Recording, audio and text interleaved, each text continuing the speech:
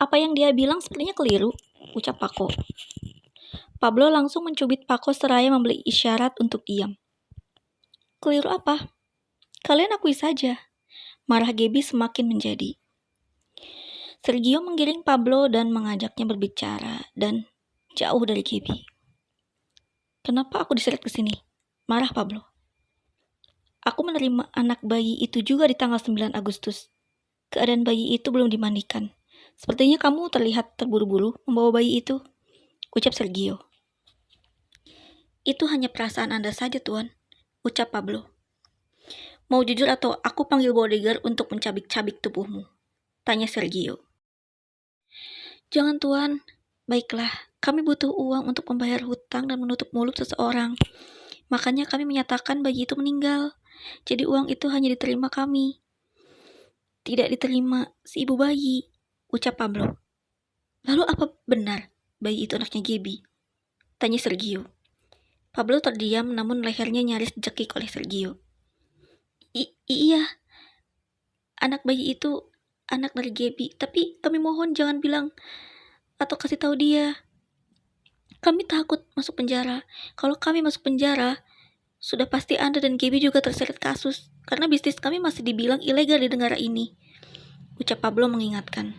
Sergio melepaskan Pablo. Dia sedikit merenung dengan kejadian ini. Gaby menghampiri Sergio sambil membawa stroller bayi. Kenapa Tuan melepaskan mereka? Apa jawaban Pablo? Tanya Gaby. Gaby maukan aku, tapi mereka tetap tidak mau bicara, ucap Sergio. Sepertinya sia-sia. Kalau gitu, mereka sudah membunuh. Mereka tidak bisa mengungkap di mana keberadaan anakku. Dasar penipu, tangis Gaby. Maafkan aku, Gaby, tapi aku janji akan mengatakan semua di waktu yang tepat, batin Sergio. Sepulang dari taman terlihat Ursula, Albert, dan juga Monica tengah ada di ruang tamu. Gaby segera masuk kamar bersama bayinya, dan Sergio duduk bergabung bersama mereka di ruang tamu. Kamu kemana saja, Sergio? Harusnya hari ini kita fitting baju, ucap Monica. Maaf, tapi tadi ada urusan kantor. Karena pulang terlalu sore, makanya aku ajak anak kita dan Gaby ke taman, ucap Sergio. Kamu kan bisa ajak aku, ucap Monica cemburu. Iya, maaf sayang. Aku pikir kamu masih di butik pengantin. Bagaimana? Adakah baju yang bagus? Tanya Sergio. Bagus, tapi sayang sekali. Kamu gak lihat betapa bagusnya gaun itu di tubuh aku, ucap Monica. Sudahlah, kan nanti akan ada waktunya Sergio datang ke butik lagi, ucap Ursula. Sebenarnya ada apa ya kumpul-kumpul gini? Masih bahas perjodohan kah? Tanya Sergio pada Ursula. Tidak, kita mau membuat acara malam ini. Ya, biasalah, untuk memperluas relasi bisnis. Kita adakan saja di halaman rumah. Halaman kita besar, ucap Ursula.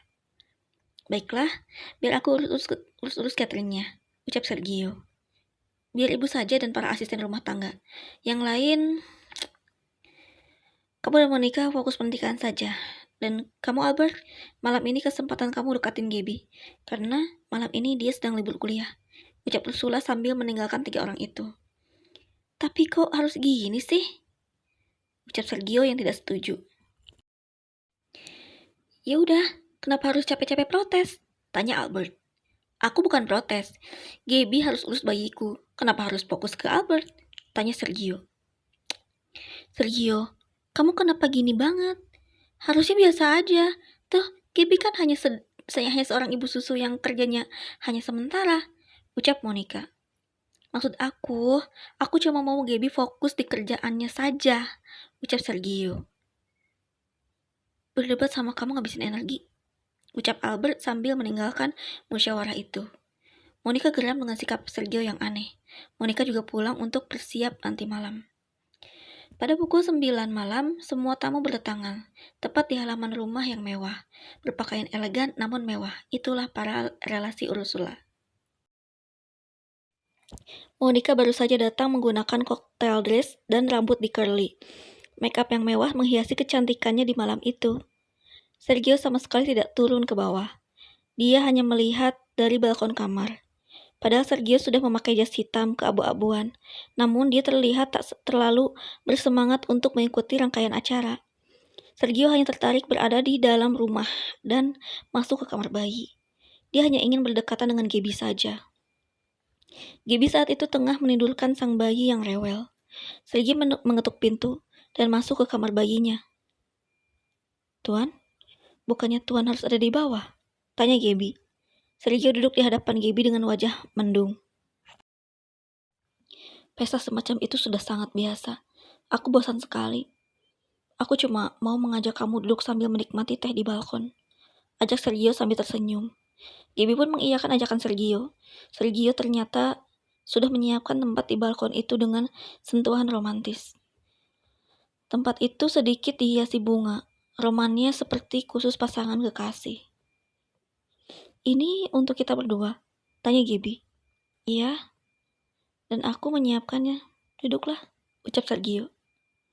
Mereka berdua duduk sambil menikmati teh bersama. "Aku sedang memikul beban berat.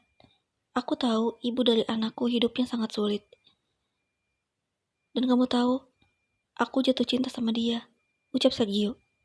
"Ya Tuhan, bagaimana dengan Nona Monica?" tanya Gaby. "Itu dia, aku juga bingung dengan hubungan kita ini. Aku dilema," ucap Sergio. "Ceritakan saja sama aku, siapa tahu aku bisa membantu," ucap Gaby.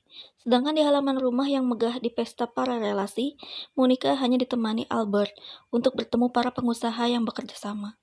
Seorang istri CEO ternama bertanya pada Monica, "Bukannya Monica bertunangan dengan Sergio? Kenapa akrab sekali dengan Albert? Auranya seperti kalian sudah menikah," ujarnya pada Monica dan Albert. "Oh, tidak. Kami hanya calon paman dan calon keponakan," ucap Albert. "Kalau begitu, saya mau panggil Sergio dulu," ucap Monica. Monica bergegas pergi mencari Sergio ke dalam rumah. Dia juga mencari ke balkon tempat Sergio selalu merenung. Dan dia mendapati Sergio tengah berdua bersama Gaby. Monica juga sempat menguping pembicaraan Sergio. "Menurut kamu, bagaimana? Apa yang harus aku katakan pada Monica?